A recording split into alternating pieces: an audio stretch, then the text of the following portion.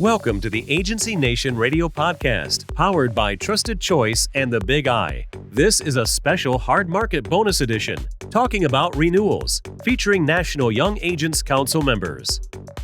Welcome to Agency Nation Radio Podcast, where insurance professionals turn on the mic and share unscripted stories about leadership, technology, marketing, success, and failure. Stories that help them make them the professionals they are today. Agency Nation Radio is presented by the Big I and Trusted Choice. I'm today's host, Taylor Hendrickson, Director of the Young Agents Council at the Florida Association of Insurance Agents and member of the Big I National Young Agents Committee. Today, we are kicking off the special Hard Market series, a collaboration between the National Young Agents Committee and Trusted Choice for independent agents. Over the coming weeks, we will sit down with a series of guests to talk through tactical strategies that have helped them thrive in a challenging coverage environment. Today, we are joined by Cash McMillen, a fellow National Young Agents Committee member and Vice President at the Cashion Company, located in Little Rock, Arkansas, and Patricia Clawson Hamilton, former Florida Young Agents Council Chair and current FAIA board member and owner of Clawson Insurance, located in Weston, Florida. Thank you guys so much for being with us today. We are so excited to hear your take on the current marketplace. Let's dive in. All right. Thank you for having us. Yeah, we're excited. So glad to be here. All right. You guys get ready to get rolling with the questions? Absolutely. Yeah, absolutely. All right, let's start off with a softball. I mean, Patricia, this may not be a softball for you, but how are you communicating about rate increases with your customers? So I love this question because it's not like we haven't had a really hard market here in Florida for like the last 3+ years, right? Right. It's just been such a terrible market here for any fellow Florida agents listening. And I know that that's starting to be seen in other markets within the country. And so for us, when we are seeing these rate increases come in, and rate increases are just so unpleasant, right? No one likes to be caught off guard. And what we've noticed is, and what has been successful for us is, the first thing is just get ahead of it. If you can, get ahead of it. One of the worst things you can do is let your insured open the mail and have that feeling of shock and just heartbreak of seeing that big rate increase. And so we've all been there, right? It may not be insurance related. It could be that you open the mail and there was an unpleasant bill or a notice that you weren't expecting. And it's just not a great feeling. It's not an ideal way for your client to find out that their premium is increasing. In Florida, that could be doubling. It could be tripling. And so what we are really trying to do here at Clawson Insurance is minimize that feeling, that unpleasant feeling. And in doing that, like I said, first thing is getting ahead of that. And to get ahead of it, we have to have a good offense game, right? Come on, football fans. And so what I mean by that is we want proactive, intentional communication throughout the year, not just when the renewal offer has been issued. So, we don't want the first time our client has heard from us all year to be when we are presenting them with the renewal offer, showing them, well, sorry, Mr. Customer, your premium's doubled. It's really not the best time for them to hear from us. It's just going to associate really negative feelings. So what we've been trying to do is utilize these opportunities for proactive communication to educate our insureds on how we got here in the first place. It's important for them to know. So a few things that we've tried to be intentional about is our involvement with our state association and why our association's advocacy efforts are so important. We've educated insureds about vital legislative changes that have passed to help insureds. So such as here in Florida, My Safe Florida Home program, which just offers a significant financial benefit for many homeowners in Florida. And we've also talked to them about the landscape of carriers and how that's dramatically shifted. And we've given the reasons. Look, everyone knows we get hurricanes here. So, talk about the losses. We talk about the excessive litigation. And ultimately, that leads us to a conversation about reinsurance costs. These are things that maybe they've heard about hurricanes, but they've never heard about reinsurance costs. So we're kind of laying the landscape, right? We're helping them. We're building a base for them so that when we do get that renewal come in, they're not just completely blindsided. They had an idea of what's been going on, and they understand that they're most likely going to be seeing a rate increase. And what I love about this approach for us is not only have we helped educate them on some really important issues that are going to be affecting the industry and affecting them, but we've furthered our relationship with them. We've established ourselves as an informed and reliable source, which is so invaluable. And so to just kind of wrap this last point up, once we've taken those proactive measures to get ahead of it, we feel like the next big piece of this is when you communicate your rate increase, is to explain the value of our agency. So for us, we want them to understand the value of an independent agency. So we are reassuring them that we are on it, that we are going to find a solution for them. We're telling them, hey, we have markets that we can look at. And I know some of you listening may be thinking, well, what if I really don't have the markets? What if everything is just so limited? And so what I say to that is what I share with my staff and tell them to do. Even if you think the only carrier you have that you may be able to find to go against this big rate increase is the carrier of last resort, which here in Florida would be Citizens. I tell my staff, leverage our comparative rater, run the quotes, let the declinations come back. Why? Because we provide a quote summary with all of the declinations. And when we have that quote in hand, that's still, uncomfortably of an uncomfortably high premium, it gives them at least the peace of mind that we've made an exhaustive search and that we've made every attempt to help them. It makes it a little easier for them to swallow that big increase. And then the most important thing is they're less likely to start calling around other agents, because now they feel rest assured, okay, yes, I see that this, carrier A declined, carrier B declined, and the reasons why. So in short, get ahead of it, educate, and show the value of an independent agent. That was awesome, Patricia. We love an educated. Yeah, that was awesome, Patricia. Yeah. We love an educated consumer. Amazing. Good job, Cash. Do you have anything that you'd like to add? I mean, Patricia took the words out of my mouth. No one likes surprises, and we'll get to another topic in a bit. It's all about expectation management. No one likes surprises, including us. We don't like surprises from our underwriters. Our customer for sure doesn't like them. So I couldn't add anything to that she didn't already say. That was awesome. Yeah. Great job, Patricia. Thank you, guys. All right. Now we're going to talk a little bit about carrier appetite changes. What are you seeing carriers do with their appetite, and how do you adapt? Sure. I can speak to this one for a bit. Of course, I'm in Arkansas.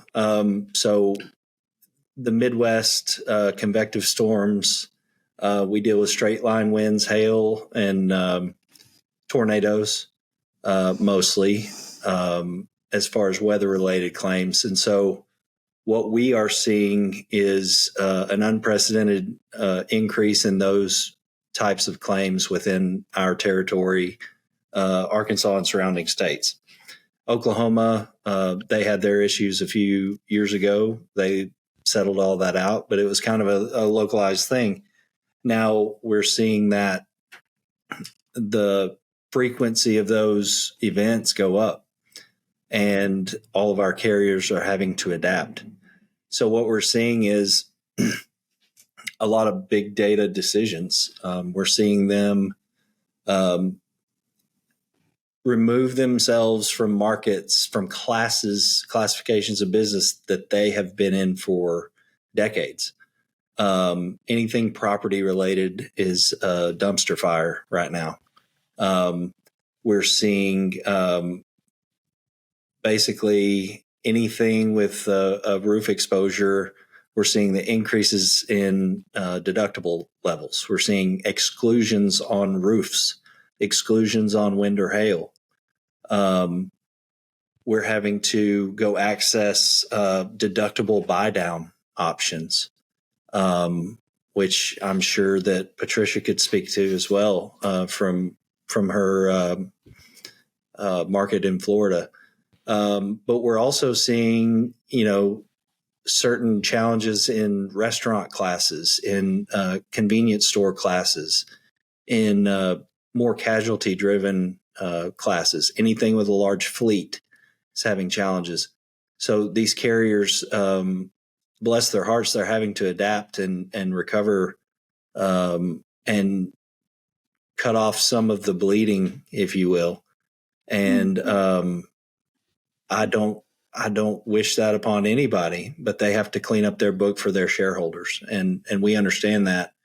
We just have to adapt and do what's best for the consumer and our customer by doing some of the things that Patricia mentioned earlier, do an exhaustive search and make sure that even if it's not sunshine and rainbows when we take the renewal, they know that there's nothing better out there that we can bring them. Right. You were just talking earlier about setting expectations. How do you go about setting those expectations with a more challenging broker-client conversations with all of this kind of chaos that's happening in the market?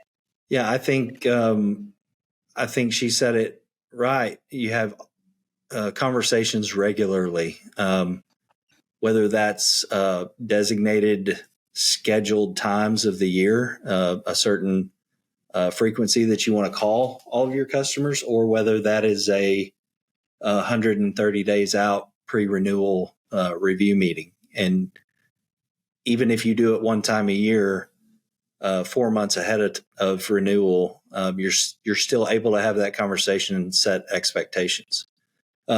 Specifically, some of the expectations that I'm trying to set are rate, what they can expect on deductibles.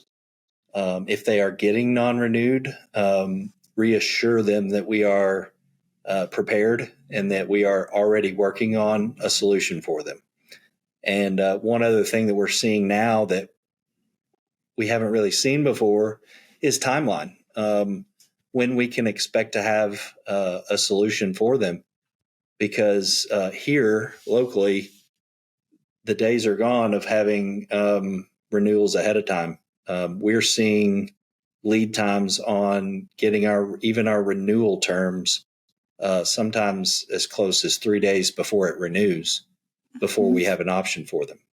And reassuring them along the way and reminding them that we're on it. This is what we can expect. I've had this many conversations with this many underwriters. And the results of those conversations. So we're having to put their minds at ease a lot more often than we used to have to. Let's talk a little bit about property valuations. How do you deal with carriers mandating property valuations or increases in values year over year? Patricia, do you want to take this one? We haven't heard from you in a little bit. Oh, well, yeah. And I think Cash has some good insight on this, but I'll just comment on this for us. We have definitely seen this happen, specifically with some of our more private client carriers with higher value homes, sort of mandating some higher values, and our insureds are a little caught off guard and a lot of times in disagreement. And so one of the things that we offer, obviously, as an independent agent is we'll offer to review and rerun a replacement cost estimate using, the carrier's estimating tool. And that involves a conversation with the insured, understanding the home. It may even be involve looking at photos and kind of helping the insured understand, what they have and getting a little bit more acquainted with the home. Because sometimes, the insured may not realize what things cost. And so when we start really itemizing things and understanding and peeling back the layers of the onion of what their home and how it's built and the fixtures, sometimes that really helps them start to add and start calculating what their home really should be insured for. So I'm not saying that the carriers sometimes don't have, have realistic expectations, because we do see that. But sometimes the insured also has, I only have so much on my mortgage, so I don't need that much in insurance. So it's like, well, no, so we'll also talk about co-insurance, because for those folks who are tempted to kind of underinsure the home after we've looked at the replacement costs, and if they're still not feeling convinced about what that should be, we'll talk about co-insurance, which some policies have, co-insurance clauses, and there could be a penalty there for underinsuring the home. And then, of course, there's everyone's hot topic that everyone's talking about, inflation. I mean, if you try to get anything done these days, it's double what it would cost, a few years ago. So and that's just a really easy way to talk to the customer. Hey, when's the last time you had your house painted? Or are the people in the neighborhood doing things? Neighbors talk. Oh yeah, my neighbor just put a fence in and it was 10 grand, something like that. So it kind of helps customers bring it back to the real world, why things are going up, why their coverages, are going up, and why they should really consider properly insuring the home, and gives them a little bit more peace of mind. Those are just my 2 cents on that. I bet Cash has something valuable to add here. Yeah, so this is what we call an emerging issue here in our part of the world. We're starting in probably the beginning of this year. It started to become a big issue. Underwriters switched from asking us to take a look, is this a little bit underinsured? Should we raise the value this year? To saying, you should raise the value and this is what it is and we won't go below this. And that number could have been 100% doubling the value, all the way down to 20 to 30% kind of on the lower end of raising the value.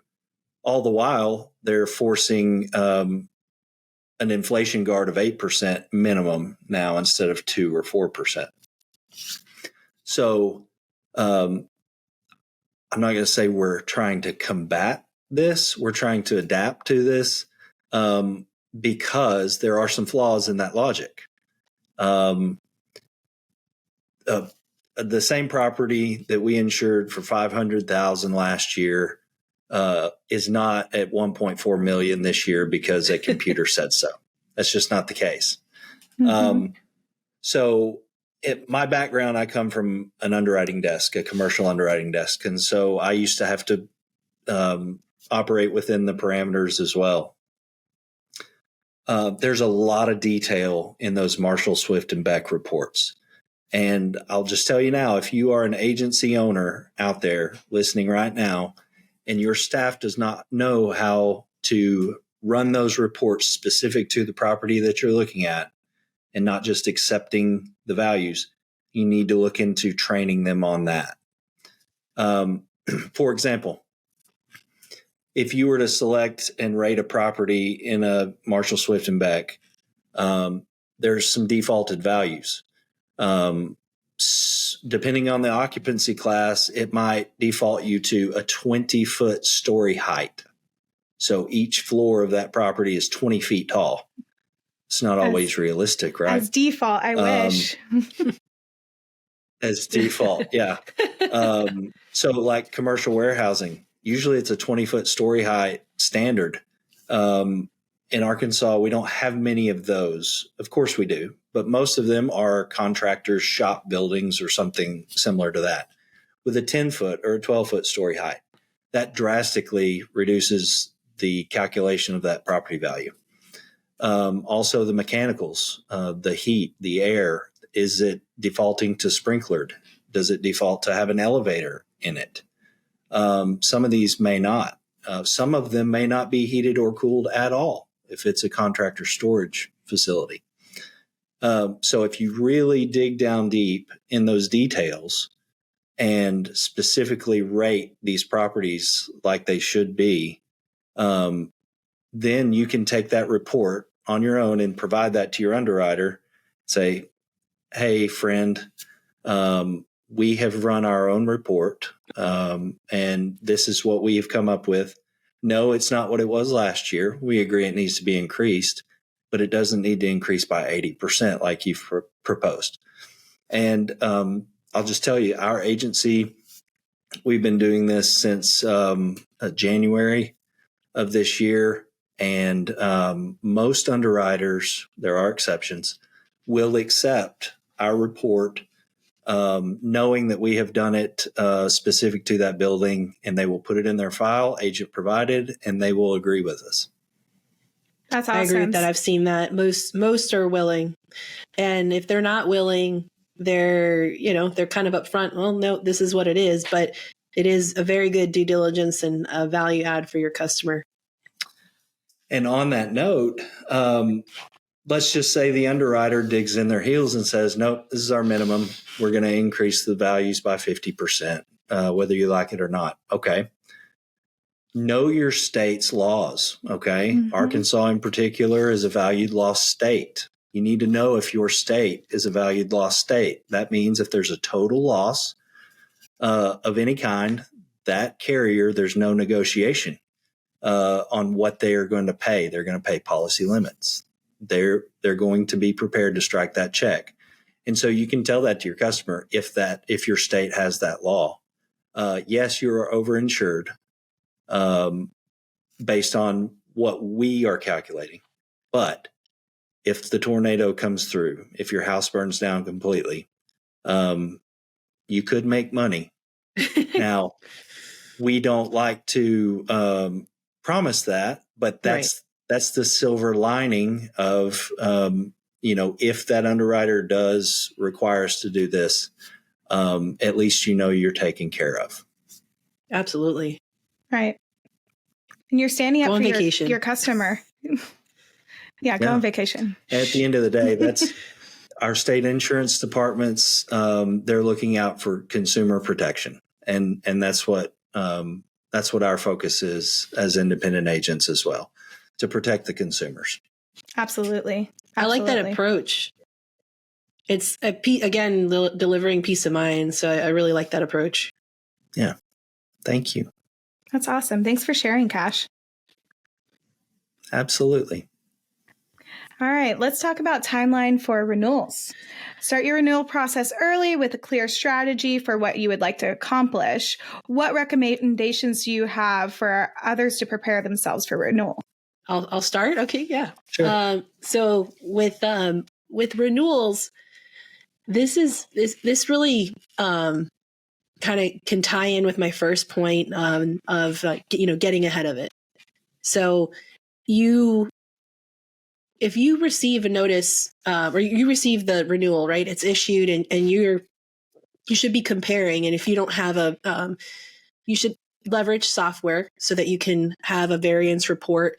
Your agency management system may be able to do that through Ivans or any other type of, even as simple as Excel, right? You can compare and see, okay, this has gone up. And so when you're looking at that, obviously the further ahead that you can be, the better. Why? Because sometimes whether it's rate or maybe in our case, we've just seen a huge number of non-renewals, you need to give the insured time to prepare and to react. In our case, what often happens if the home is over 20 years of age, this depends on carrier guideline, but the lowest is 20 years. Some are 30, some are 40 years, but the lowest is 20 years. So if the home is older than 20 years of age, they need a 4-point inspection. And most carriers want it either it's been completed within the last year, or in some carriers, they want it within the last 30 days. So obviously having an inspector go to your home and completing that 4-point inspection, where for those, Cash, is that something that you guys have in your state? No, ma'am.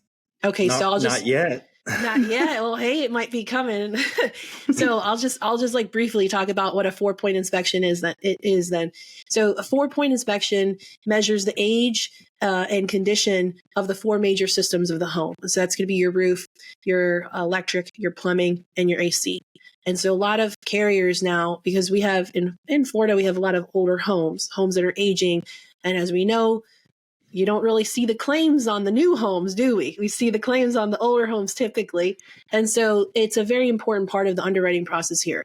So if you do see that that rate increase and you're going to have to shop it, or worse, your client received a non-renewal notice, you're going to want to give them ample time to order that inspection, the 4-point inspection. And here in Florida, we have a wind mitigation inspection, which basically evaluates how well a home is protected in the event of a windstorm event. And so those 2 inspections are vital in our rewriting process and remarketing process. And so what I would say is you have to have ample time. And I would say at a minimum 30 days, but 60 days would be better, 90 days, depending, if it's a commercial account, you want to get as far ahead as you can, because here's what happens. So they go ahead and they get that 4-point inspection done, right? And it shows that there's an issue. There's broken roof tiles, there's a water leak, there's something going on. Well, now they're ineligible with it here in Florida. It'd be basically ineligible with every other carrier. So now they have to go ahead, find the contractor to go ahead and make those repairs so that the home could be in a condition where it's insurable.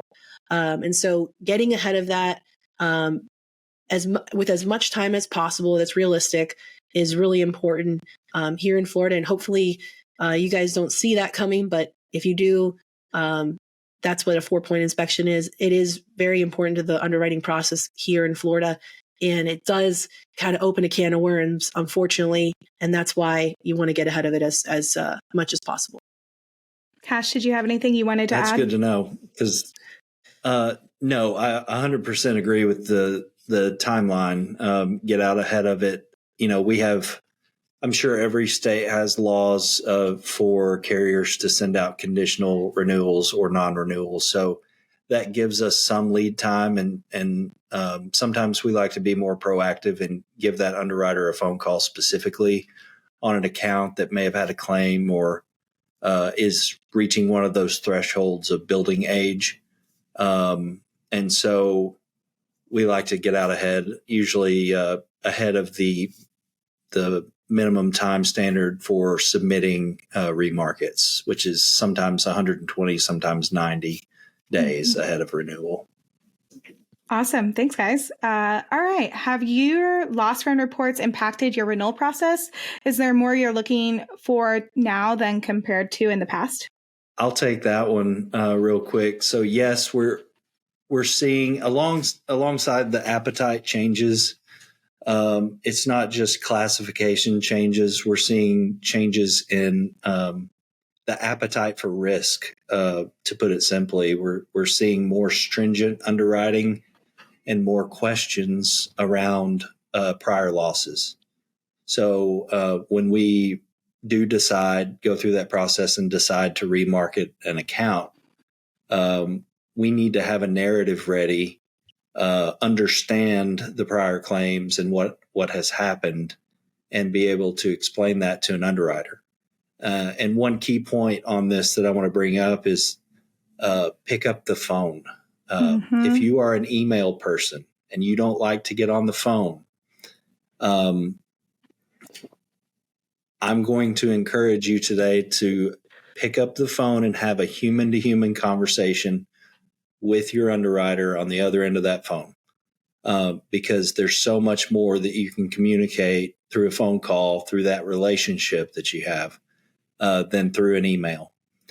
Because when you have this conversation, and I have it almost on a daily basis with underwriters, I know this loss run shows a $300,000 reserve on an auto claim that occurred last year. What you don't see is the dash cam footage that shows we were not at fault. What you don't see is the witness statement yet, that there's multiple witnesses that can prove this is not our fault. The only reason they reserve that is because there's an attorney involved, and that, something has happened and the carrier is required by their financial standards to almost over-reserve it. They think it could make it here, and so for their reporting, they have to. And that's a management decision, not an adjuster decision usually. And so when we remarket that account, we need to know the details around that claim.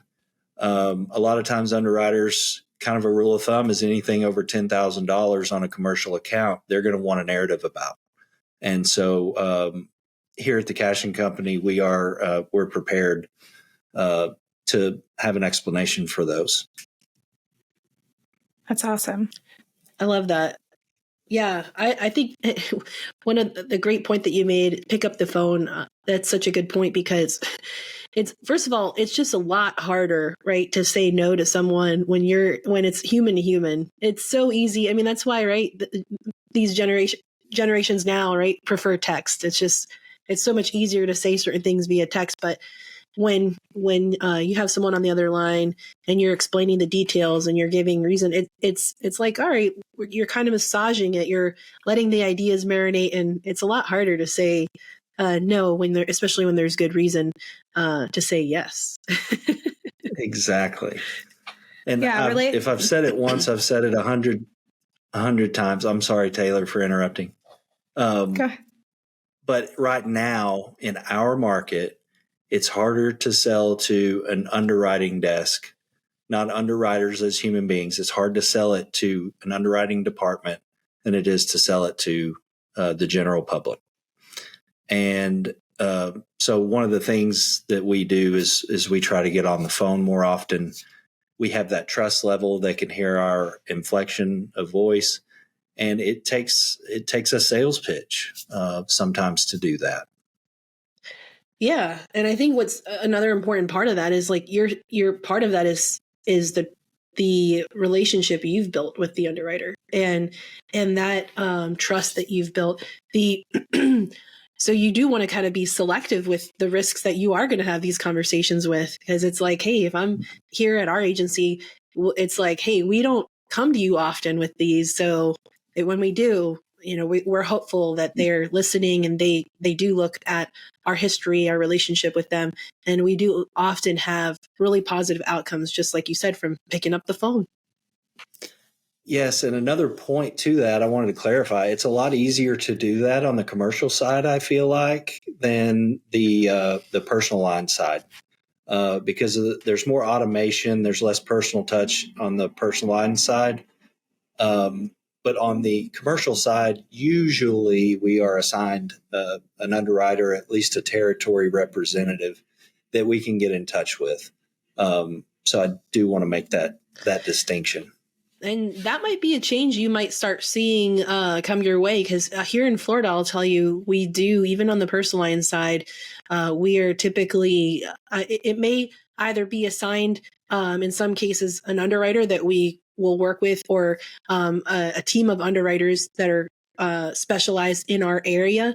And when we meet with our marketing reps, they'll tell us, hey, if you think that there's one that we should really look at, maybe, I don't know, let's just say it's a higher value home and their limit's 1.5 million, it's 1.7, come talk to us. Let's talk it through. So, and there are some things that we can talk through. I've had customers where they're closing on a home, and there could be something minor that needs to be corrected, and they're going to do it immediately after closing, but they don't own the home yet, so they can't do it now. And we'll get on the phone with an underwriter, explain the situation, and a lot of times we can get an exception so that those repairs can be made after the closing. So it all around, at least here in Florida, and you may be seeing that come your way, because I know that changes are coming, as they say. Oh, you're exactly right. That's a great point. Patricia's been sitting in a hard market now for 3 or 4 years, and now it's just starting to spread across the country. We need her expertise right now. It sounds like everyone's doing a really good job with adapting. I love a lot of the insight Cash has shared today. It's really interesting to hear from other markets and see what they're doing, learn from other folks how you can up your game, how you can improve your processes. Because ultimately, right, we all have the same goal. We want to help our customers, we want to protect them, and we want to grow our businesses. Absolutely. Yeah. Absolutely. We've been talking a lot about remarketing accounts throughout this whole podcast. What guidance do you have for individuals who are looking to remarket their accounts? When do you remarket? Why don't you remarket? What are y'all's opinions on that? Oh, that's such a loaded question, right? Yeah. I think so. There's here in Florida, there are so many aspects to this. The first thing is, and I hate to keep on going back to get ahead of it, right? But really, here in Florida, you don't want your customer. So, and I'm assuming this works the same way in other parts of the state, but in other parts of the country, rather, sorry. You have people who buy a home and their mortgage, they have their insurance premiums escrowed through their mortgage. And so what you don't want to happen is the bank receives the renewal, it's double the premium. They paid it anyways. And the first time you hear from the customer, right, is they're calling you and saying, hey, I just got a letter from my bank. My mortgage is going up $500 a month because of the insurance premium.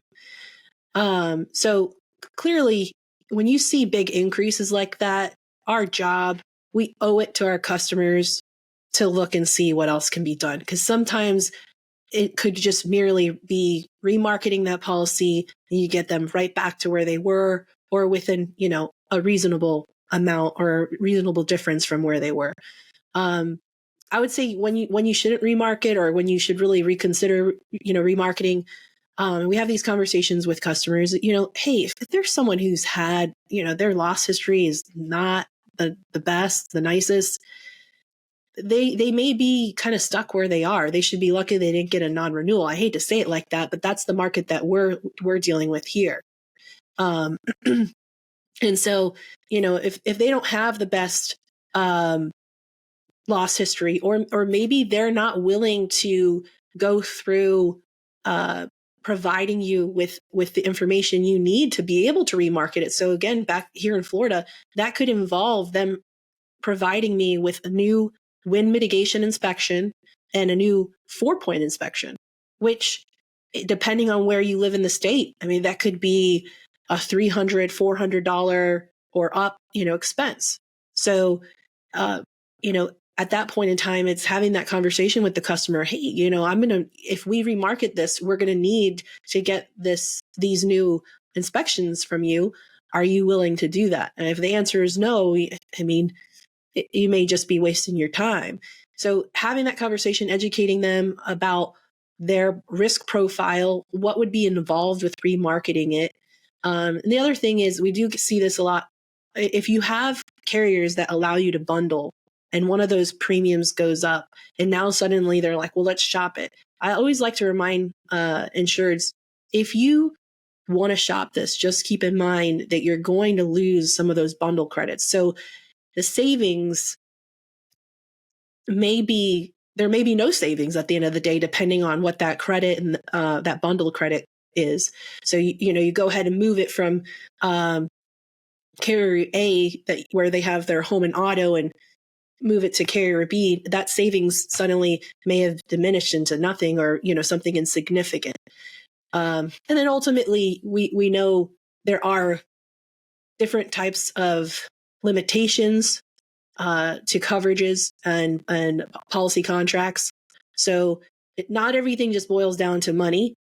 There are significant coverage differences with certain carriers. And so that's something that I always like to remind my insureds, like, yes, we could remarket this and yes, maybe we could save you some money, but you also could be potentially giving up. So for example, here in Florida, water is a big thing. A lot of carriers, if your home is older, and it varies by carrier, but let's just say, if your home is older than 10 years, for example, they're going to limit water damage to $10,000. So if you have a significant water loss, that's not going to get you very far.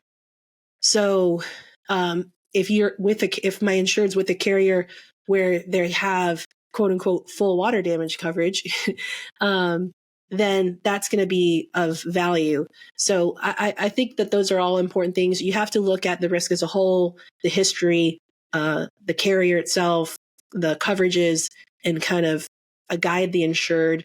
It's not just a dollar to dollar conversation. Yeah, those are really good points. I think you hit it right on the head with the coverage thing, because that's our number one responsibility as independent insurance agents, is to make sure that we are selling on coverage first. They know exactly what coverages that they have and that they want, that they choose to buy, and that we're not going to give any of that up to another carrier that does not provide that unless they specifically want us to, for a pricing issue.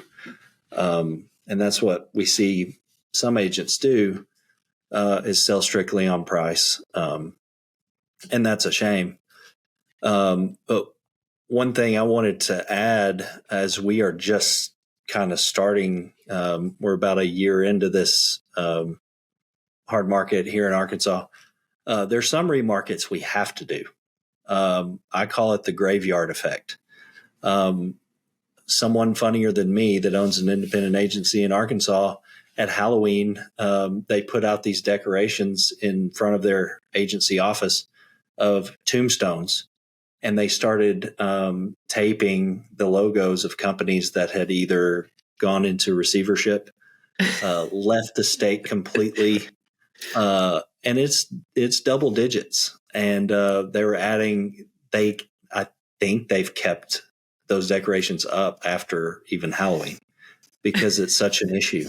I love it. It's not decorations, it's reality. It's reality. Yeah. Pour one out for my homies. Right? Yeah, exactly. And so if you have a renewal coming up that's in the graveyard, one of those carriers that is no longer in your region or state, that's going out of business, in effect, we have to do something, right? And that takes a lot more resources and time from your staff. And so being strategic with that. Of course, the graveyard ones, they have to be remarketed. We have to find a solution for them. But I think the question of how and when not to comes on other types of accounts. Normally we would default to maybe every 3 years we will check the market. But these days we're getting calls and requests. Hey, I got this notice, 25% increase is coming. What are you doing? Are you remarketing? And we have to balance that answer depending on what we have time to do, because we have staff that may not have the bandwidth to remarket every account that we have. And so some of those may be calling your underwriter again, calling them on the phone, saying, what are you planning to do with this renewal? What are your rate needs? Are there any issues? And try to put them to bed early and just say, hey, let me help you get this off your desk. Let's talk about the premium you need on renewal. I've got some indications from other underwriters on what they would have to have. And you can put that renewal to bed very early by doing that. That we've had some success with that. Another one could be that you say, listen, there's no one else that writes your class anymore besides this company. They're a good company. They handled that claim for you last year. I think we stick with them. Are you okay with that? And if they say yes, you've set their expectation that we're not going through this whole process. And then, okay, when we decide, yes, we need to remarket, you send it out, you send the submissions out, you either rate them online, you get it to everyone, and then you start tallying the results. One thing that we've added to our presentations, every single presentation is a marketing results list. I don't care if it's 30 declinations. We just showed them that we tried. Exactly. We exhausted those options. or if it's an indication, say an underwriter, I'm not going to quote on this, I can't be competitive.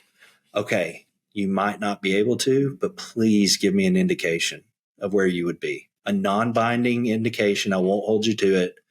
I don't care if it's 50% higher than what it is. I need to show my customer what the market says. Exactly. And we've had a lot of success. And I'll tell this little story and then I will shut up. But I learned this lesson a long time ago when I was in college. I worked in a little retail store next to a betting mart. Is anyone familiar with betting marts? I don't know how they keep that many mattresses on hand, but they do. And there's 3 in every town. Okay. So I learned that the guy that ran the betting mart came in my store often. We became friends. And he told me, he said, I sold a $15,000 mattress today. I said, a $15,000 mattress. And of course, at that time, I'm minimum wage. I'm in college. It's like, how do you sell a $15,000 mattress? He said, you set a $30,000 one next to it. Oh. He said, they did studies in New York City and they set these $15,000 mattresses in a store and they didn't sell any for 3 months. The second they put another mattress next to it and they put a $30,000 price tag, there was no difference. They put a $30,000 price tag on it. They sold 10 of them that day. Genius. So the point there being is, even if the answer is not ideal, even if you're giving them a rate increase, if you can get an indication or another quote, even if it's higher, it helps you retain that customer and give them that peace of mind. That's such a great point. So true. I mean, just the way our minds work, right? It's like you got option 1, option 2. It's not only option 1, even if it was 10 grand higher, in a commercial account, that could be just, we have commercial accounts that are, they were 40 grand last year and they're 80 grand this year. So, a 10 grand difference, that's a lot of money. But now suddenly, if there's something that's 30 grand higher, it's like, oh, well, the 10 grand is looking pretty nice. Exactly. One thing also I just wanted to comment on with remarketing accounts is it's also good to look at what the insured might be leaving on the table. And so for our customers, we have some, and you kind of mentioned this earlier, Cash, sometimes it's having that conversation, right? Looking at it and like, you're in a good spot based on XYZ. But so for some of our customers who are already with the carrier of last resort and who already, really don't have any other options to go anywhere else, it's like, well, let's see what else can be done. What are you leaving on the table? Are there any credits that we should review? Have you done? And so here in Florida, again, I mentioned the wind mitigation inspection. Perhaps they put a new roof on, and that may have changed their eligibility, or perhaps they put in impact windows or shutters, and now they can qualify for an opening protection credit. And so there's different things there, and that's speaking to property. On the auto side, some of the carriers have implemented different things that can be added.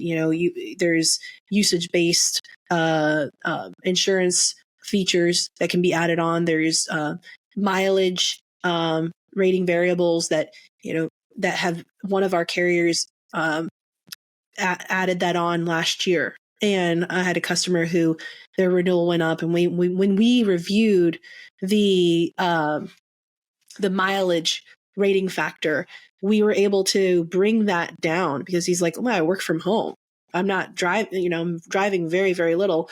And that saved him quite a bit. So I would always encourage everyone listening that even if you feel like there's nothing that can be done, let your customer know about what they could be leaving on the table. And to that point, I have customers who, when they're just really uncomfortable with that rate, it's like, well, hey, you're not getting this credit right now. If you did go ahead and do XYZ, you could save this much. And so here in Florida, that could be putting in impact windows or shutters could it could cut your premium in I shouldn't say half, but a third. It could save you thousands of dollars depending on where you are. And so that is a really significant part of, I think, of this conversation we're having on remarketing accounts. Yeah. And even telematics, dash cams, GPS type tracking for the commercial side.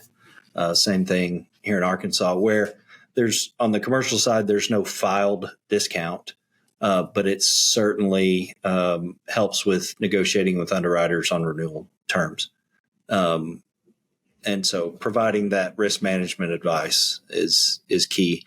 And one other thing I wanted to bring up, and one thing that we've been utilizing here is, and this is a big plug for Trusted Choice, the Hard Market Toolkit. If you haven't seen it yet, you need to go to Trusted Choice and get a copy of it. It's just light reading. It's about 40 pages, give or take. But it has a lot of this good info that we're talking about today, and some more that we haven't mentioned. But one thing on the remarketing question is kind of metrics around it. So that toolkit has told us that our remarket hit ratio, or our remarketing ratio, should be anywhere from 60 to 70% of our accounts. That means we might have to work a little bit harder at talking through these remarkets and trying to avoid remarketing anywhere from 30 to 40%. So I thought that was a good metric, a good goal to strive for, because if you would have asked me before I read that, I would have said we're probably having to remarket 90%. But that's really not the case. And that can help guide you in kind of what you're seeing and what you should be finding. And then of those remarkets, maybe track how many of them that you actually end up moving to another carrier, and how many remarkets end up in eventually leaving them where they are. So are you being intentional about how you're doing that? And that toolkit does have a remarketing checklist and some forms and resources that have helped us along the way. So I wanted to mention that for sure. Awesome. Thanks, Cash, so much. Both of you guys. This was such a great conversation, especially back and forth. I think this was a wonderful podcast. I know the market is hard right now, and I wanted to ask one final question. Do you have any positive advice to give to the agents as they're dealing with this stress in life right now? I know we have angry customers. I know we have underwriters that don't respond quickly. What kind of helps you guys get through it? And anything would be great. I would say one thing that helps me go to sleep at night is, even though there are so many disrupting factors and so many disruptors entering, I know that you said positive, right? And here I start with disruptors, but there are so many disruptors entering our industry. But even with that, there is such a need more than ever for the independent agent. Insureds rely on us to do the heavy lifting. And they want to have that relationship with someone who they can trust, who they believe is educating them, who's like we spoke about earlier, a valuable resource, a sounding board, someone that's going to be able to put the whole picture together. Because, let's just face it, if they're buying insurance online, they're missing so much that the bigger picture is completely lost. And so really being able to be that risk advisor and counselor. So I think the positive takeaway that I remind myself of is we are needed more than ever now. And it's just a great opportunity for you to dig in a little deeper with that relationship with your client and grow that relationship to have that client for, 20, 30 years from now. So it's definitely, you're proving yourself by fire now, but you're going to get through it. You're going to be stronger from it. And those relationships, if you do things the right way, are going to be stronger. Yeah, that's awesome. I love that. Because everybody has that need to be needed. I guess. And there's never been a time in my career. I know there has been in some of our folks that I am fortunate enough to work with that have seen a hard market, but my age group has not. And we are needed right now, and we will make it through it. I can put on my proverbial cardigan real quick and say one of my favorite Mr. Rogers quotes. When something difficult is happening, look for the helpers. There's always helpers. And that's what we are as independent agents. And that's who I want to be. Oh, that was amazing. Thank you both for joining us today, and thank you, listeners, for listening. Thank you for tuning in to this edition of Agency Nation Radio, powered by Big I and Trusted Choice. If you've enjoyed today's podcast, make sure you hit the subscribe button and give us 5 stars or leave us a review. And if you have a story for Agency Nation Radio, contact us at hello@agencynation.com. Thank you guys so much. That was amazing. The content of this podcast does not necessarily reflect the views of Trusted Choice or its affiliates. It's intended for general informational purposes only. Trusted Choice and its affiliates shall not be held responsible for and specifically disclaim any liability relating to this video. Trusted Choice does not guarantee the accuracy or completeness of any information contained herein. This video is not intended to be and should not be considered investment, financial, legal, or other professional advice. If such advice is required or desired, the services of an appropriate competent professional should be sought.